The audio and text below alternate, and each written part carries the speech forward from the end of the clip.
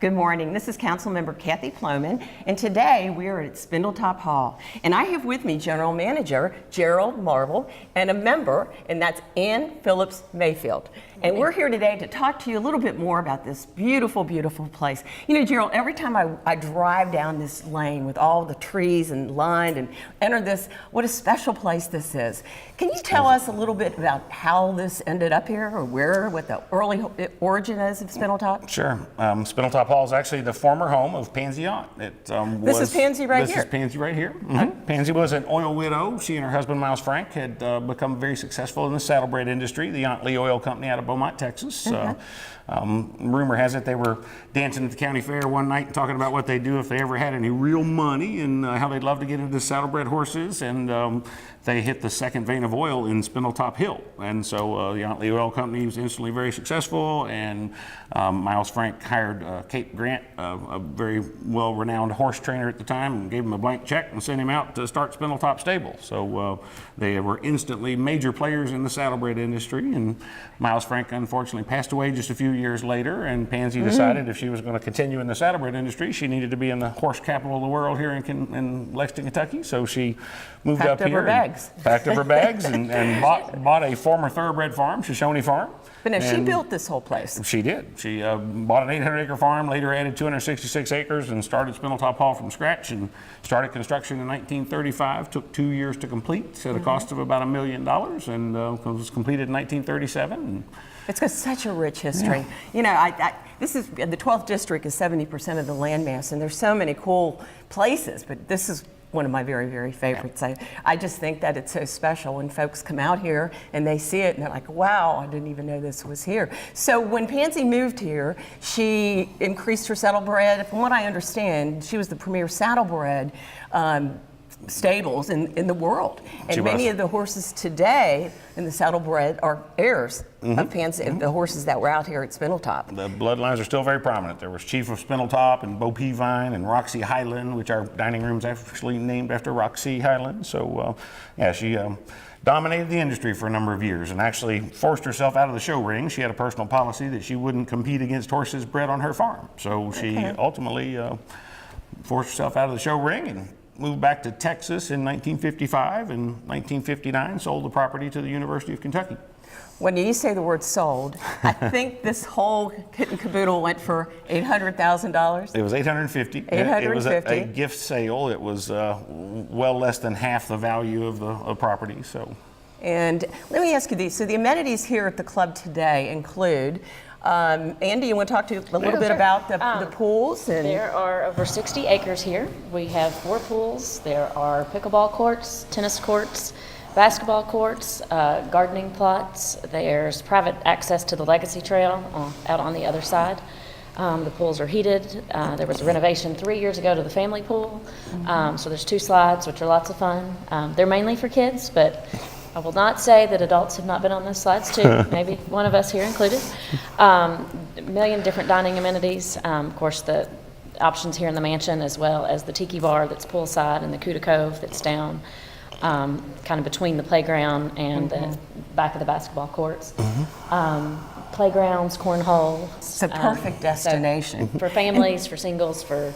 Don't you have a lot of weddings and special events out here? Tons of wedding receptions, birthday parties.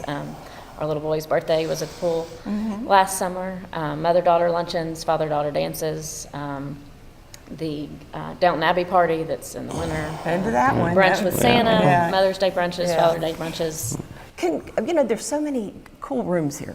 Can you talk about perhaps this back room with the carved ceiling, and because that is just something you don't see. Well, that's the Elizabethan living room. We call it the Oak Room. That was her living room. It's 1,800 square feet, which, if I understand it correctly, is still about the size of the average home in the U.S. Yeah, my den is about that size. 1,800 square feet. Room, so each of the rooms was had its own decorative theme. She had a very well-renowned decorator out of Kansas City that came and worked with her, and so each room had its own theme. The music room is next door with. We've been very lucky that Catherine Hyder, the granddaughter of Pansy Yount, actually had the original Steinway that was here. Original player Steinway had it restored a few years ago. Wasn't and it brought painted back, blue or something like that? Painted white with blue flowers all over it. So well. she had it restored, and now it's a 1925 Steinway that is operated with an iPad. I love it. It's oh my gosh! so Yeah, I it's really want to neat, hear that. Well, tell me about. There's also a big organ, and from what I understand, back when Pansy, she had this wired so you could hear music all over the. You can see these fretwork panels here. Those were actually the speakers, sort of, throughout the house, and there were 6 different stations throughout the house from which she could control. There's the Kimball reproducing organ, and then there's a music box next to it. You could preload up to 10 of the lead scrolls, and her staff would type up the list and put it in her remote control station, and from any of those 6 stations throughout the house, she could choose from her preloaded selections and fill the house with music. So. You know, one of the things too I like here is when you go into the women's lounges, the doors are like this iron flowers all the way down. I mean, those are the kinds of things that you can find throughout the house. Now, we've been a member, my husband and I have been a member forever, and I think folks think that you can't come out here, you can't join, this is private. Can you talk to really what the requirements are to become a member, or you know, how you become a member? Absolutely. You can talk to me, you can talk to Gerald. One of the coolest things that we love is that, weather permitting, we'll generally keep the pools open during the weekends through October, which is not heard of anywhere else in town, so we love that. But there are specials running through May. You can get 2/3 off of the initiation dues if you pay your dues up front for the year. Okay. And we've got great price points for different. We have family memberships, single memberships, young alumni memberships, just lots and lots of different categories. And we can get that information online, or it can be emailed to people. It can be put in the regular mail to people. Okay. You can check it out on Facebook too, correct? Absolutely. Okay. We can post it on Facebook. This will be, on YouTube and, of course, on the government channel to watch. Great. How many members do we have right now? About 1,060. 1,060. Well, I can see why anybody would want to be a member at Spindletop. It's such a treasure. I'm so proud to be able to represent and to have this in our 12th district. And I invite you to come out here. And you can call Ann, you can call Gerald, call me. I've been a member, forever, I think, Gerald. But, tell me a little bit. I think folks think that you can't access the membership here. You've got to be part of UK or... Ann, can you kind of share the whole thing about membership? Absolutely. You can join the UK Alumni Association even if you are not a UK alum, and through that then join Spindletop. And one of the cool things about that as well is that gives you access to the privileges at the Boone Center, which is beautiful. We're there a couple days a week, or a couple days a month when they have their new employee orientations. But if you live and work near UK, or if you need somewhere in town that you want to take somebody for lunch or for client development, you can have lunch there, dinner there. So that's another perk too, just of being a member. You can, kind of have reciprocal.